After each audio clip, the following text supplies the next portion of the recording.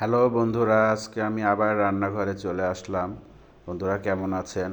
দেখুন বন্ধুরা, আমার মেয়ে ইলিশ মাছ ভাজার জন্য সে প্রসেসিং করতেছে। এখানে হলুদের গুঁড়া দিয়েছে, মরিচের গুঁড়া দিয়েছে, লবণ দিয়েছে, দিয়ে সুন্দর করে মাছটাকে মাখিয়ে নিচ্ছে।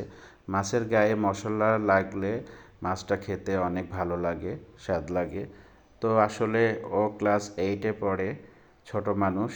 আজকে রান্নাঘরে আসছে, আমি খুব খুশি হয়েছি। আসলে সব বাবা মাই খুশি হয় মেয়েরা রান্নাঘরে আসলে, রান্না শিখলে।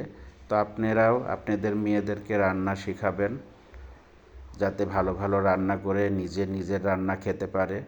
তো আমার মেয়ের জন্য দোয়া করবেন।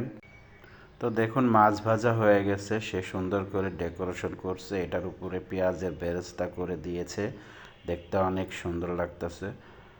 তো ভালো থাকবেন, পাশে থাকবেন। আল্লাহ হাফেজ।